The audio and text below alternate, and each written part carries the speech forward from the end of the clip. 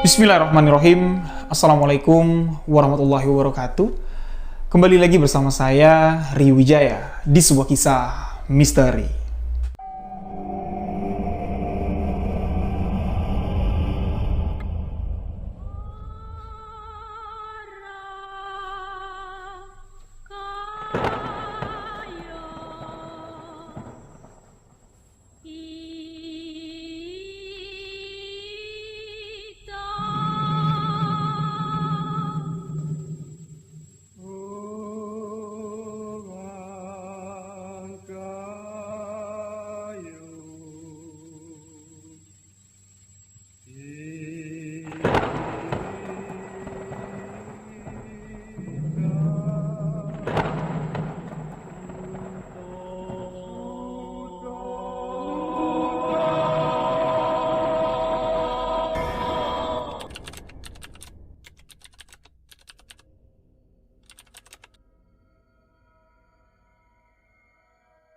Di video kali ini, saya kembali akan menceritakan kisah kiriman dari seorang sahabat.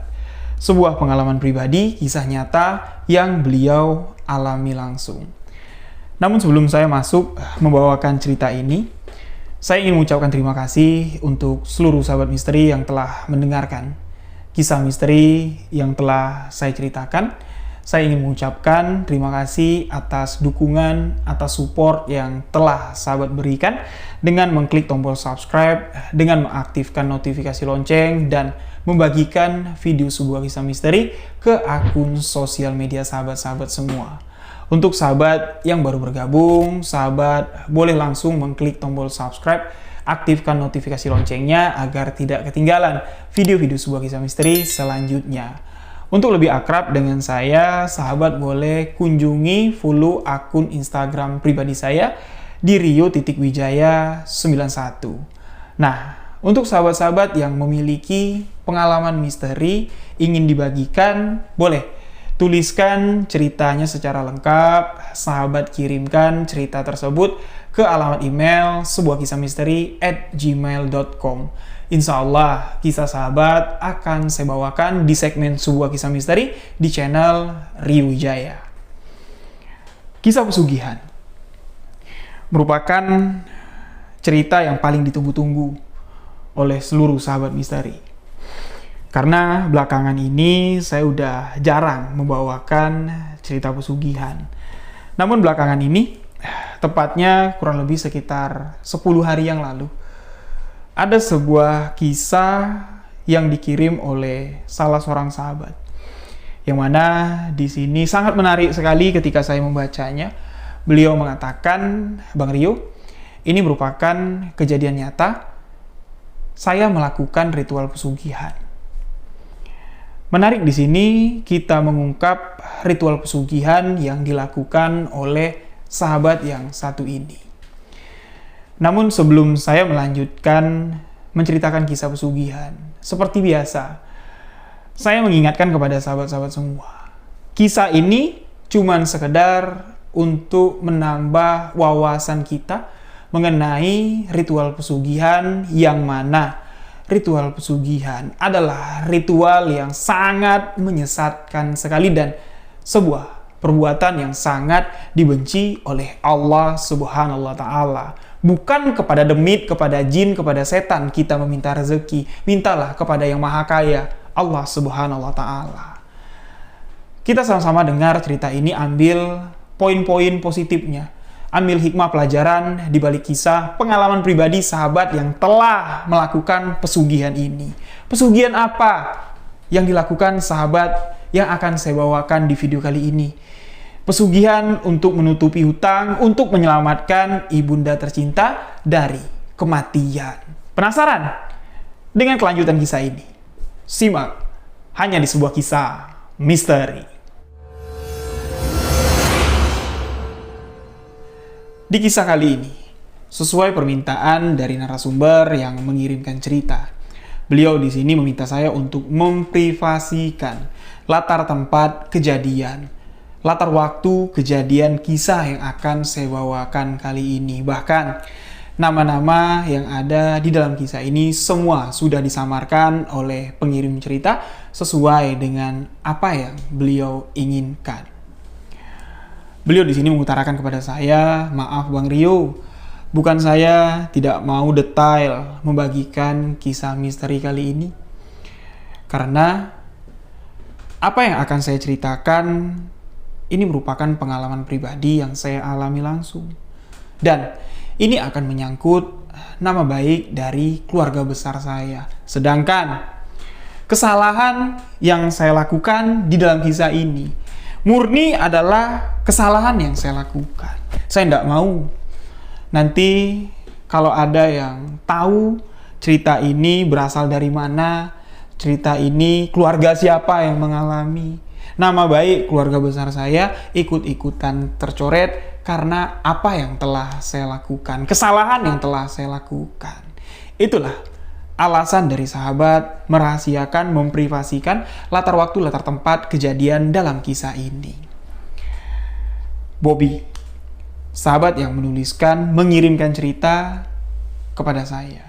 Di awal kisah, Bobby di sini memulai ceritanya, menuturkan kisah dari Bobby lahir, yang mana Bobby lahir ke dunia ini termasuk salah satu bayi yang paling beruntung di dunia ini. Kenapa saya bilang begitu? Pastinya setiap bayi yang terlahir ke dunia ini adalah bayi yang beruntung. Beruntung karena selamat lahir ke dunia ini, beruntung memiliki kedua orang tua. Bobby di sini keberuntungannya plus. Plusnya adalah kedua orang tua Bobby adalah pengusaha yang kaya raya di masanya. Pengusaha yang sukses di zamannya. Bobby di sini mengatakan, seingat Bobby dari dia kecil, sampai Bobby berusia 23 tahun. Bobby sama sekali tidak pernah merasakan hidup susah. Bobby sama sekali tidak pernah merasakan kekurangan sesuatu. Bobby di sini ketika menginginkan sesuatu pasti apa yang diinginkannya dalam bentuk barang, dalam bentuk benda yang bisa dibeli, itu pasti akan didapat sama si Bobby. Didapatnya dengan mudah. Bobby tinggal minta sama ibu. Kalau nggak dikasih sama ibu, minta sama bapak. Kalau nggak dikasih sama ibu bapak, pergi ke rumah nenek, minta sama nenek. Itulah yang dilakukan Bobby. Karena Bobby di keluarga tersebut adalah anak laki-laki tunggal. Baik itu di keluarga nenek dari sebelah ibu, baik itu di keluarganya Bobby sendiri. Bobby anak pertama, anak laki-laki pertama, dan Bobby ini merasa menjadi anak tunggal sampai di usianya menginjak usia 13 tahun. Dari kecil Bobby tidak punya adik. Di rumah Bobby ini cuma menghabiskan waktu dengan si bibi pengasuh. Karena kedua orang tua Bobby di sini selalu disibukkan dengan rutinitasnya sehari-hari. Bisnis yang dijalankan kedua orang tuanya. Sakingan Bobby muak dengan rutinitas yang dilakukan ibu bapaknya. Kerja, bisnis. Itu terus yang dikatakan ibu bapak ketika Bobby mau ngajak jalan. Nggak ada waktu. Mereka tidak pernah menyempatkan waktu mengajak si Bobby ini liburan, menikmati waktu, quality time sama-sama, sama sekali tidak pernah dirasakan sama si Bobby. Sampai di mana Bobby ini merasa muak lah melihat ibu bapaknya kerja-kerja terus sampai si Bobby tidak pernah peduli dengan apa yang dikerjakan oleh kedua orang tuanya. Bobby tidak pernah mau berpikir ngambil pusing, di mana sih mak bapakku dapat duit yang banyak seperti ini. Aku tinggal di rumah yang besar, di salah satu komplek perumahan elit. Di rumah tersebut perabot-perabotannya perabot yang mahal semua. Bobby di sini tidak pernah berpikir di mana orang tuaku dapat duit. Taunya di sini Bobby cuma minta. Itulah yang dilakukan Bobby. Nah, sampai di mana usia Bobby ini menginjak di usia 13 tahun. Bobby baru lulus dari SD, baru mau beranjak masuk SMP. Bobby dikejutkan dengan kelahiran anak kedua dari keluarga tersebut. Yang mana ketika Bobby mengetahui ibunya mengandung, Bobby di sini sama sekali tidak percaya Bobby belum bisa menerima kenyataan kalau Bobby batal jadi anak tunggal. Semenjak ibunya mengandung, Bobby sama sekali tidak pernah mau dekat dengan si ibu. Ketika ibunya pulang kerja, ibunya nanya sama si bibi pengasuh, "Bi, Bobby mana? Kok nggak kelihatan?" Kata ibunya si Bobby. Bobby ini tahu dia mendengar suara mobil ibunya pulang. Bobby yang ada di ruang tengah sambil main sama si bibi pengasuh tahu kalau itu mobil ibu. Bobby di sini lantas langsung masuk ke kamarnya, mengunci diri, nggak mau bertemu dengan ibu karena Bobby tahu di dalam perut ibu itu bakal ada saingan. Di dalam perut ibu itu ada adiknya, yang mana ketika adik itu lahir, posisi Bobby ini bakal tergeser menjadi anak tunggal, batal jadi anak tunggal. Jadi ya, semenjak ibunya hamil, Bobby ini sudah benci lah dengan janin yang dikandung sama ibunya sampai janin itu lahir. Ketika Bobby pertama kali melihat adiknya di rumah sakit, Bobby di sini dalam hati geram sekali.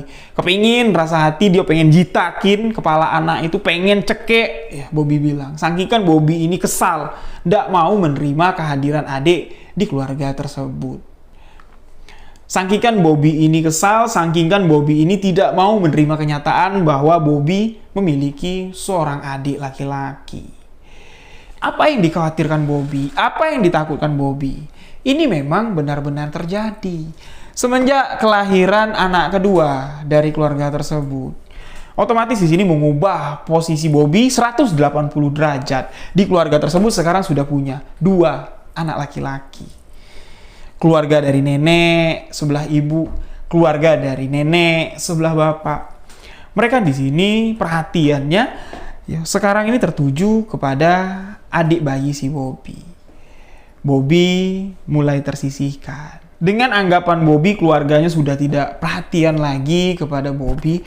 Di sini beliau mulai berpikir atau karakter anak berusia 13 tahun itu mulai terbentuk dengan sendirinya menjadi anak yang agak sedikit susah diatur. Bobby mulai memberontak kepada kedua orang tuanya. Pemberontakan yang dilakukan Bobby ini cuma sekedar untuk mencari perhatian.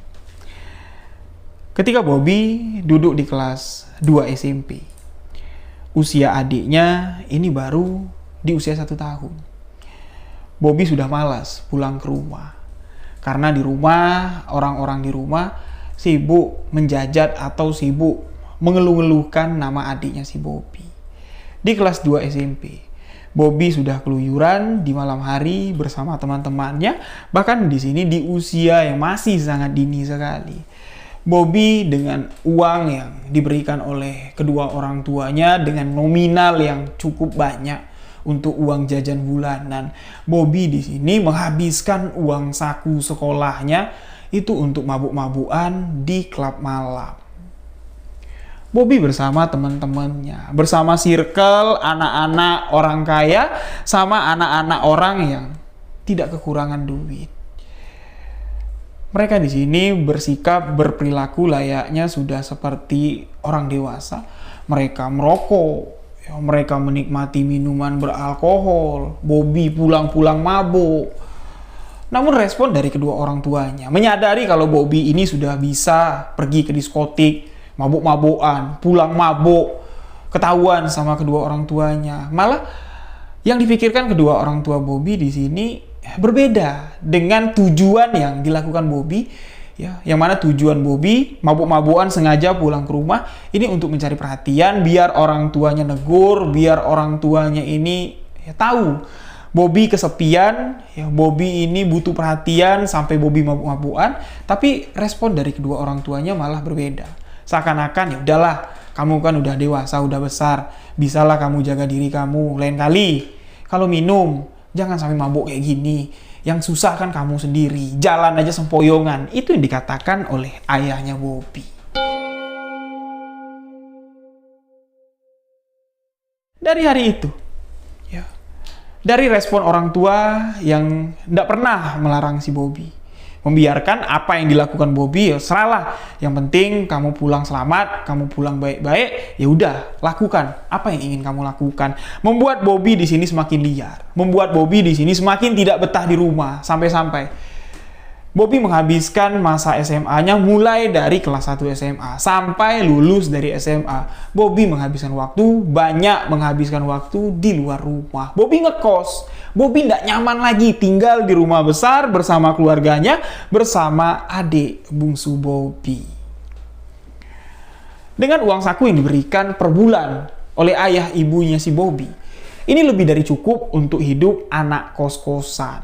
Di masa SMA, Bobby di sini sudah diberikan kendaraan, yaitu 1 unit mobil sebagai transportasi Bobby untuk sekolah, dengan fasilitas, dengan uang saku yang nominalnya banyak sekali, membuat Bobby di sini terlena sampai di mana Bobby di sini terjerumus masuk ke pergaulan yang tidak baik. Tidak perlu saya jabarkan lah, sahabat-sahabat pasti bisa ya menggambarkan apa aja yang dilakukan oleh Bobby. Sampai di mana Bobby lulus dari sekolahnya, dari SMA. Kembali di sini Bobby menemukan sedikit prahara di rumahnya.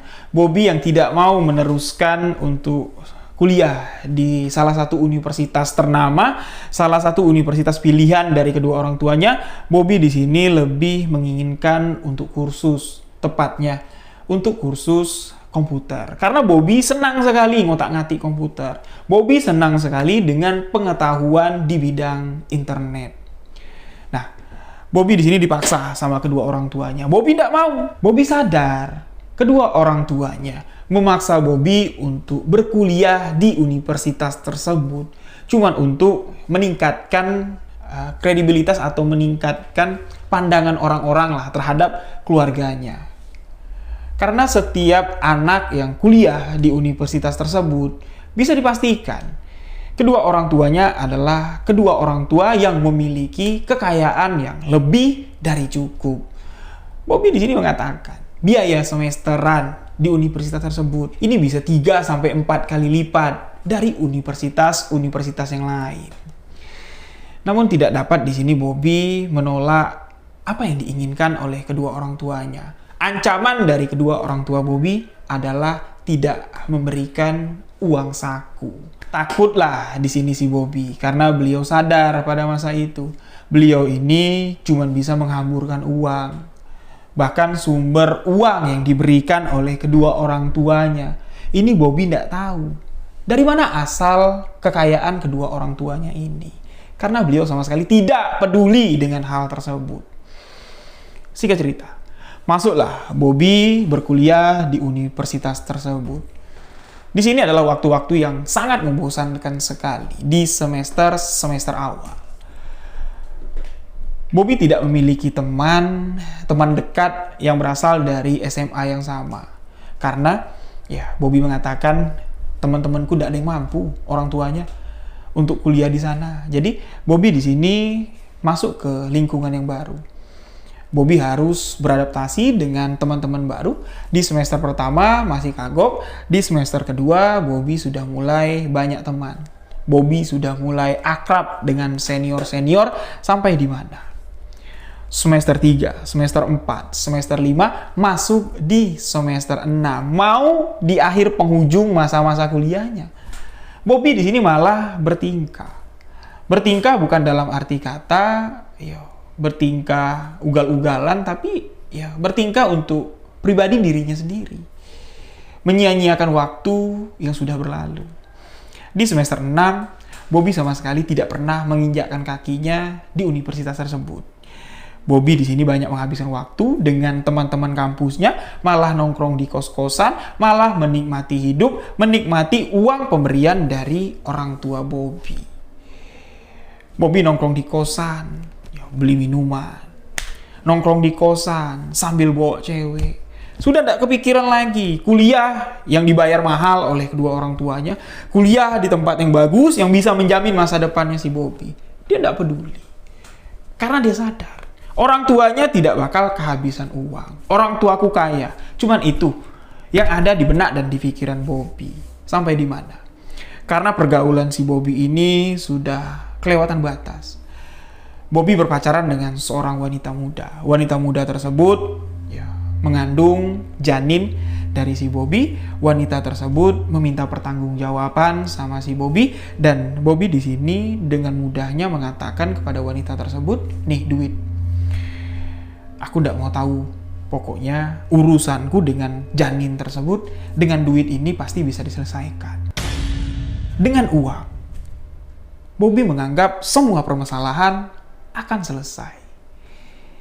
Itulah sikap Bobby yang sudah keterlaluan dengan lingkungan pergaulan di masa kuliahnya. Nah, apa yang dirasakan, kenikmatan, kejayaan, teman-teman yang baik, teman-teman yang selalu mensupport, teman-teman yang selalu ada lah di kehidupan Bobby pada masa itu. Ternyata semuanya hanyalah fata morgana di kehidupan dunia nyata ini. Dalam waktu sekejap, kenikmatan duniawi yang telah dirasakan Bobby dari lahir sampai di usia 23 tahun, sampai di mana Bobby ini terlena dengan kehidupan pergaulan di dunia ini dengan menghambur-hamburkan uang yang diberikan oleh kedua orang tuanya. Bobby di sini terjatuh masuk ke titik terendah dalam hidupnya. Uang yang selalu diberikan oleh kedua orang tuanya ini tidak dapat diterima lagi oleh Bobby. Pada saat itu Bobby tidak pulang ke rumah kisaran 4 hari. Karena di kosan, Bobby udah kehabisan duit. Bobby pun pulang ke rumah. Setibanya di rumah, Bobby melihat pemandangan yang tidak pernah dilihat sama Bobby seumur hidupnya di rumah tersebut. Dia masuk lewat pintu depan. Bobby di sini melihat di sofa depan di ruang tamu, ibunya sedang duduk dengan wajah yang ditekuk, dengan wajah yang penuh dengan masalah. Di sofa sebelahnya, ayah Bobby juga duduk, menghadap ke arah pintu luar, dengan wajah tertunduk, dengan kerutan muka yang menggambarkan permasalahan yang ada di otak ayah ini seakan-akan sudah mau meledak. Itu terlihat sekali tergambar dari wajah kedua orang tuanya. Bobby pun di sini takut untuk negur kedua orang tuanya yang ada di ruang tamu depan.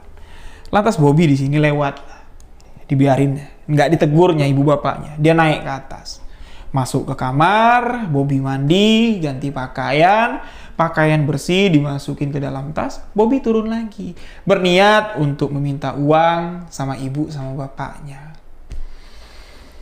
Setibanya Bobby di dekat ibu, di sofa panjang di ruang tamu. Bobby di sini dengan perlahan mendekati ibu, duduk di samping ibunya. Bobby berbisik di telinga sang ibu dengan mengatakan, "Mah, uang saku Bobby habis, Mah. Bagi duit dong. Bobby mau kuliah." Dengan alasan kuliah, Bobby meminta uang kepada ibunya.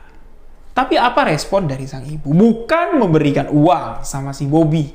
Malah di sini, sang ibu meneteskan air mata dan langsung memeluk erat tubuh Bobby yang ada di sampingnya.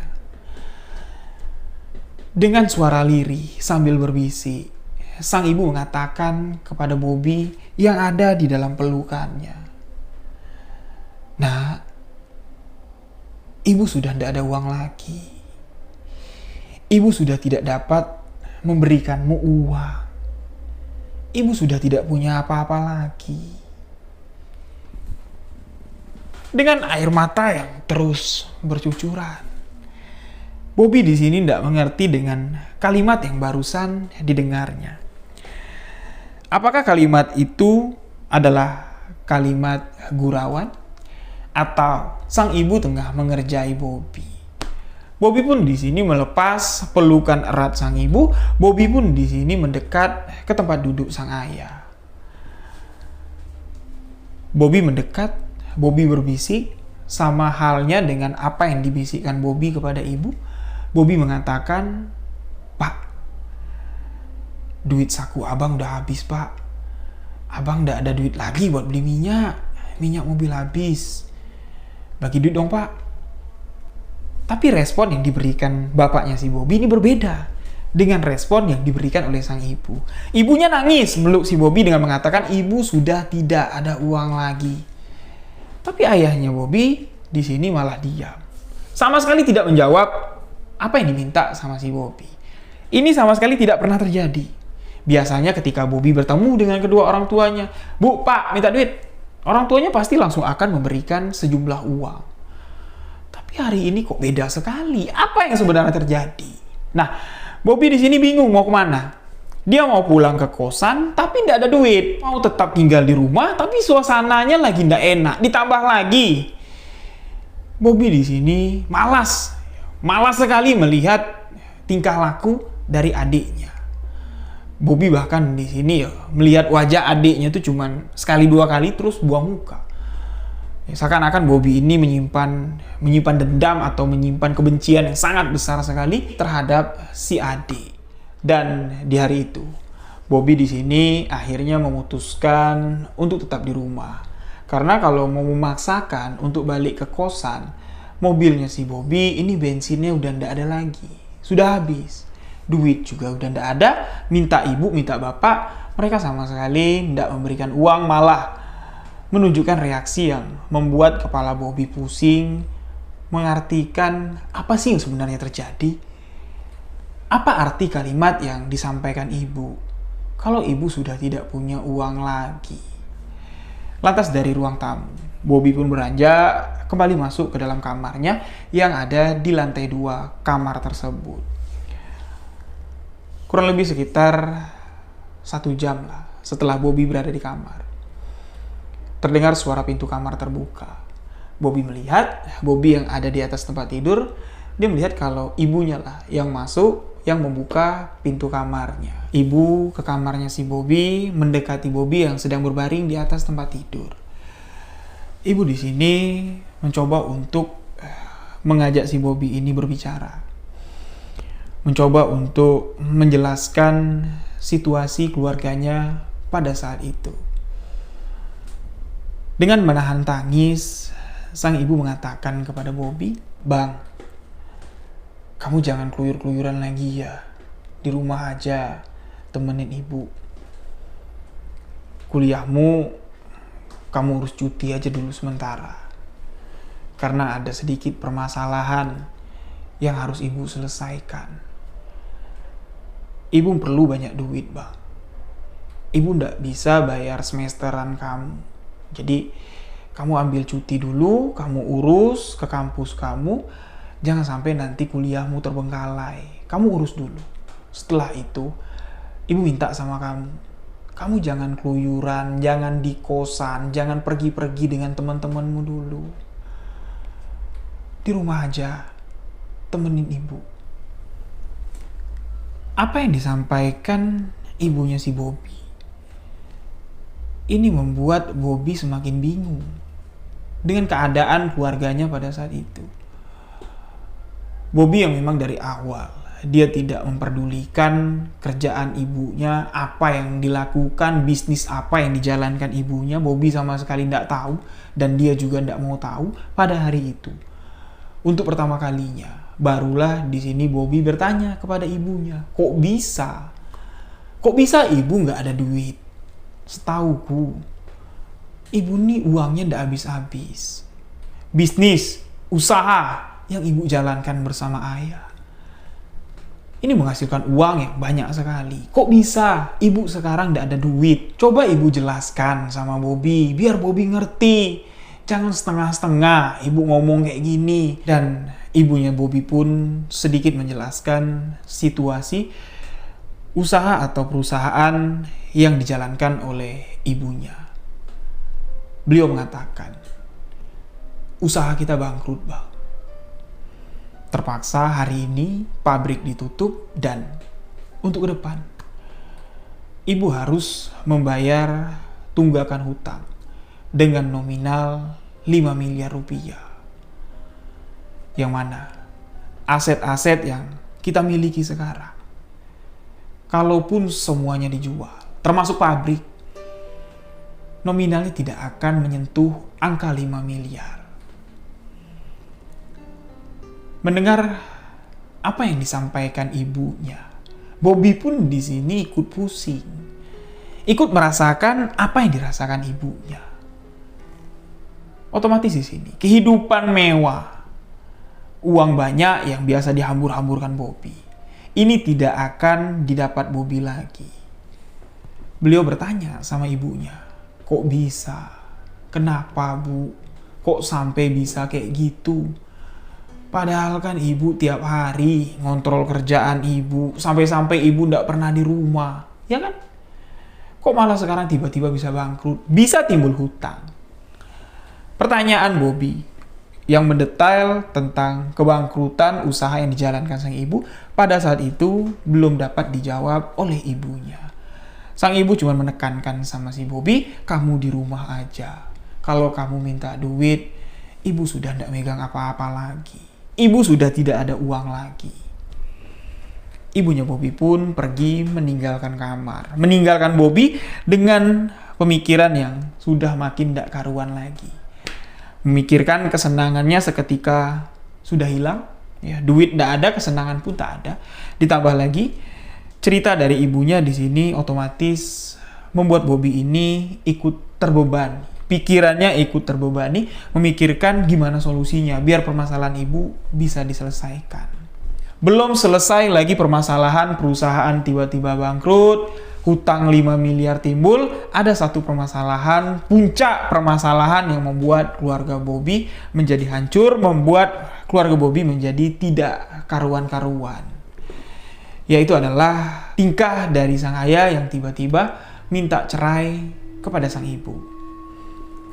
Baru 2 hari ya, kejadian perusahaan bangkrut. Di hari ketiga, si ayah di sini dengan lantang terdengar suara teriakan dari kamar sang ibu. Ayah dan ibu tengah berantem. Ayah di sini dengan lantang mengatakan, ya udah, kalau semua permasalahan ini tidak ada jalan keluarnya, kalau permasalahan ini tidak ada titik terangnya, ya udah, kita pisah, kita cerai. Setelah ayah mengatakan cerai, ayah di sini keluar, ya, keluar dari rumah, mengendarai mobil pribadinya, pergi entah kemana. Hari itu adalah hari terakhir Bobby melihat wajah ayahnya. Bobby yang tahu perasaan ibunya, ya, terdengar suara tangisan dari dalam kamar. Bobby segera masuk ke dalam kamar, mencoba untuk menenangkan sang ibu. Terlihat dari wajah sang ibu sangat depresi sekali. Dengan keadaan, dengan permasalahan yang bertubi-tubi menghantam kehidupan sang ibu. Bobby di sini menyarankan ibu untuk pergi ke rumah nenek. Untuk menenangkan diri, ya udah yuk, sama-sama yuk. Ajak adik juga, ajak bibi juga. Biar Bobby yang nyetir. Kita nginep di rumah nenek aja. Biar tenang, ibu juga di sana ada nenek, ada bibi. Ibu bisa cerita. Kalau ibu cerita sama Bobby, Bobby pasti tidak bakal ngerti permasalahan ibu. Tapi di sini sang ibu mengatakan, "Nggak usah, nggak perlu. Kamu sekarang udah nggak punya nenek lagi. Kamu sudah tidak punya keluarga dari sebelah ibu lagi." Loh, memangnya kenapa? Nenek kenapa? Nenek sehat kan? Memangnya nenek kenapa? Kok aku nggak punya nenek lagi? Sang ibu mengatakan, dengan kebangkrutan usaha yang diwariskan oleh nenek, pihak keluarga dari sebelah ibu ini menyalahkan ibu, menganggap ibu tidak becus untuk menjaga nama baik perusahaan yang sudah dijaga, yang sudah dibangun ya, oleh leluhur-leluhur kita dulu. Setibanya perusahaan itu di tangan ibu, bukan mengembangkan usaha ini, malah ibu mencoreng nama perusahaan ini dengan hutang yang nominalnya sangat besar sekali. Ibu sudah tidak diakui lagi oleh keluarga sebelah ibu. Percuma kalau kita datang ke tempat nenekmu mengadukan permasalahan ini. Mereka tidak akan peduli. Mereka tidak akan membantu kita menyelesaikan permasalahan ini. Sudahlah nak, cuman kamu yang ibu punya. Cuman kamu yang ibu punya.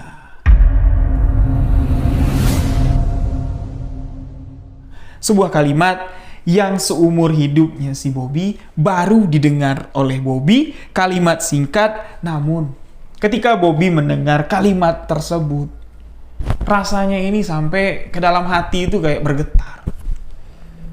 Kalimat yang dikatakan ibu, cuman kamu yang ibu punya. Seketika di sini, Bobby merasakan sebuah perasaan yang bergejolak di dalam batinnya. Perasaan yang aneh, sebuah perasaan yang tidak pernah dirasakan Bobby selama ini. Apa yang aku rasakan ini benar-benar aneh. Hatiku bergetar, ada rasa sedih, ada rasa senang, namun tidak dapat diungkapkan. Itulah gambaran perasaan dari Bobby ketika mendengar ibunya mengatakan, cuman kamu yang ibu punya. Lalu di sini tidak ada jalan keluar lain lagi, tidak ada tempat mengadu lagi. Ayah sudah pergi meninggalkan ibu, keluarga dari sebelah nenek, sebelah ibu sudah tidak menganggap ibu keluarganya lagi. Lantas kemana aku harus mengadu? Sedangkan keluarga dari sebelah ayah, memang dari awal ya Bobby ini tidak terlalu akrab, tapi semenjak kelahiran adiknya si Bobby, sikap cuek dari keluarga ayah terlihat ketika adik Bobby lahir. Ini membuat Bobby ini tidak mau dekat lagi dengan pihak sebelah ayahnya. Nah, Bobby di sini bingung, anak manja ini bingung. Gimana aku harus membantu ibu? Ibu di sini menangis sepanjang hari. Ibu di sini seperti ketakutan. Bobby bertanya sama ibu, apa bu yang ibu takutkan? Tidak ada siapa-siapa kok di sini. Tidak ada siapa-siapa yang akan menyakiti ibu. Ada Bobby di sini. Sang ibu mengatakan, ibu takut orang yang menagih hutang itu datang ke sini. Kalau mereka datang ke sini, pakai apa kita harus membayarnya? Ibu takut orang yang menagih hutang itu datang ke rumah ini, mencari ibu, menagih hutang sama ibu. Pakai apa ibu harus membayarnya? Ketakutan itu sangat besar sekali dirasakan oleh ibunya si Bobby, sampai Bobby di sini berpikir ya mencoba untuk menjaga ibunya lah. Ya, Bobby tidak mau kemana-mana, tapi percuma. 1 kali 24 jam, Bobby berada di samping si ibu. Ibu juga di sini belum bisa merasakan ketenangan karena pikiran otaknya ibu ini gimana caranya mencari uang 5 miliar rupiah. Sampai di mana sang ibu di sini meminta izin sama si Bobby. Ya, meminta izin untuk menjual rumah yang mereka tempati. Sekaligus meminta izin untuk menjual mobil yang dimiliki oleh Bobby. Dan uangnya akan digunakan untuk menutupi hutang senilai 5 miliar rupiah. Walaupun tidak terkumpul 5 miliar, ibu mengatakan setidaknya kita sudah menyicil. Itu akan sedikit bisa membuat ibu tenang. Daripada ibu harus tinggal di rumah besar ini, tapi ibu tidak tenang. Bobby di sini mengatakan kepada ibunya, lantas kalau rumah ini dijual, mobil dijual, kita kemana-mana pakai apa bu? Mobil ibu sudah duluan ibu jual. Kalau rumah ini dijual, kita mau pindah kemana? Sang ibu mengatakan ke Bobby, ya udah, rumah jual, kita cari rumah kontrakan.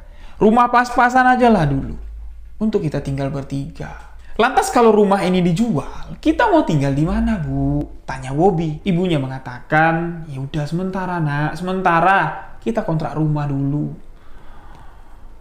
Cuman sekedar untuk tinggal. Lantas, kalau rumah ini dijual, kita mau tinggal di mana, bu? Tanya Bobby.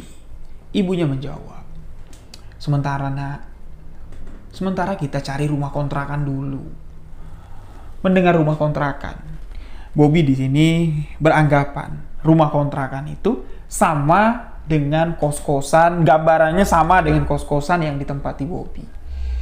Ya, Bobby di sini mengatakan ke ibunya, ya daripada kita cari rumah kontrakan, ya lebih baik tinggal di kosanku aja lah bu, sementara.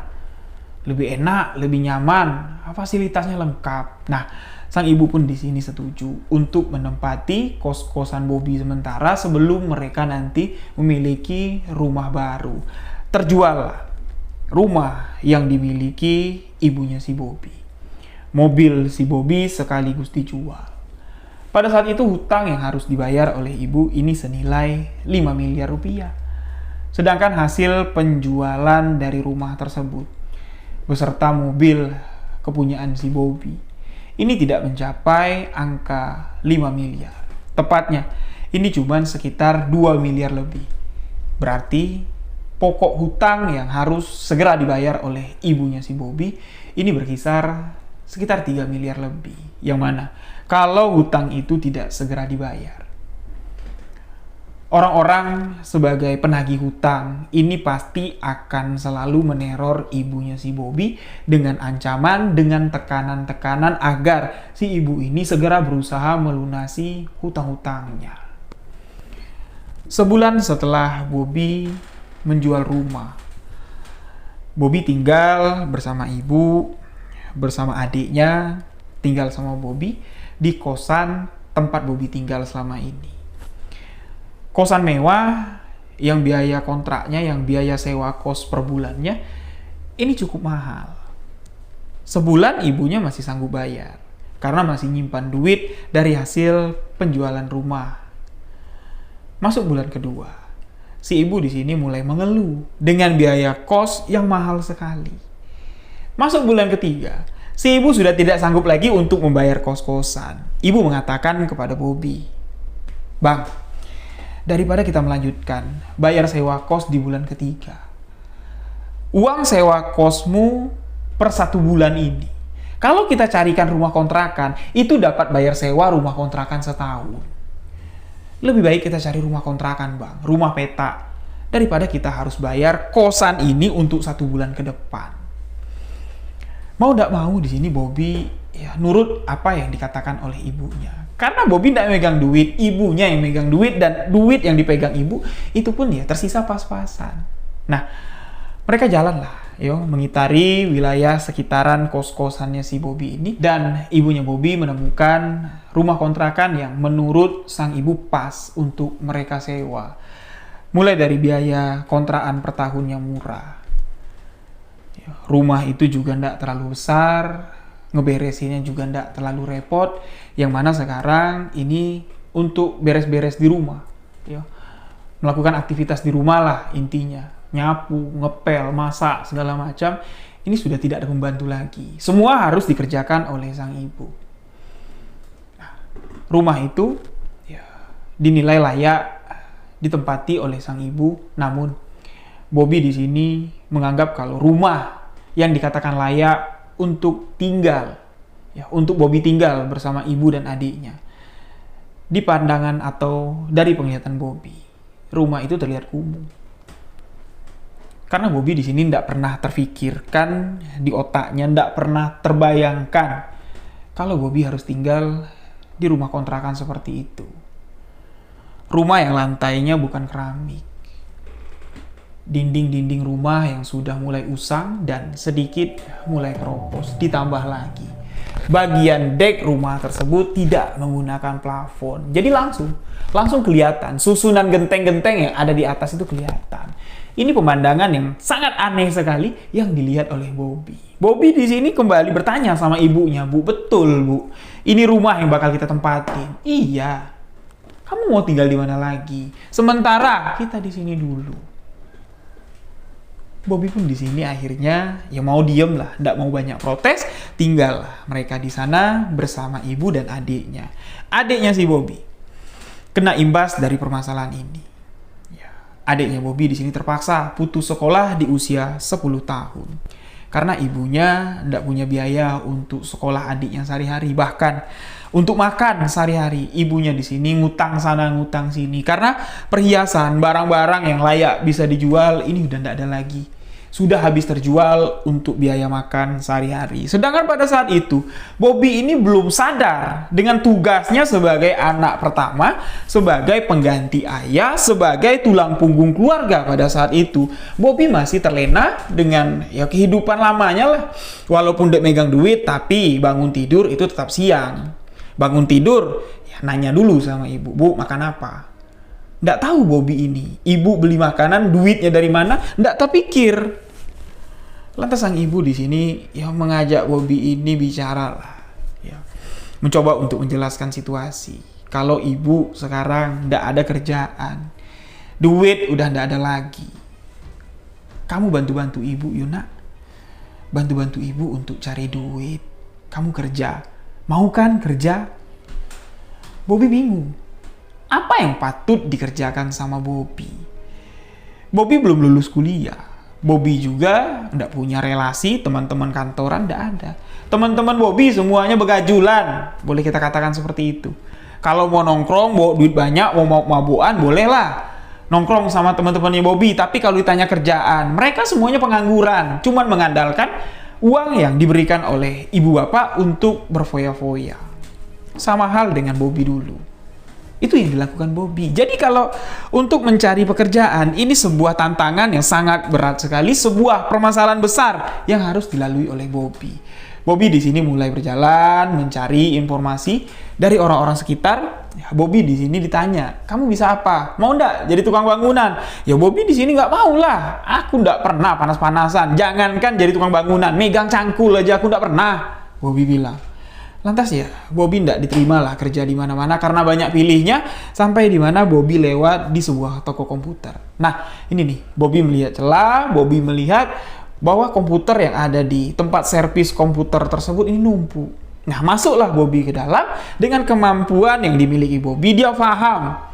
Ya, dia suka ngoprek, dia suka montirin komputer-komputer, yang ngerakit PC pun di tahun itu Bobby ini sudah mahir sekali. Bobby di sini menawarkan jasanya, menawarkan diri bekerja di tempat servis komputer tersebut. Gayung bersambut di sini dijawab oleh si pemilik servis komputer. Ya. Tawaran Bobby untuk bekerja di sana diterima. Namun Bobby di sini tidak dapat menerima upah layaknya seperti karyawan tetap. Bobby di sini hanya statusnya sebagai karyawan part-time. Ketika ada komputer yang rusak, sedangkan teknisi yang ada di toko tersebut tengah menangani komputer yang lain, dia tidak bisa benerin komputer yang baru datang, komputer rusak ini, barulah di sini jasa Bobby dibutuhkan. Upahnya pun di sini diterima Bobby setelah Bobby selesai memperbaiki komputer tersebut. Hari-hari yang dilalui Bobby semakin keras. Sampai di mana Bobby di sini nekat melakukan ritual pesugihan. Pesugihan apa yang akan dilakukan Bobby? Kisah selanjutnya akan berlanjut di part 2.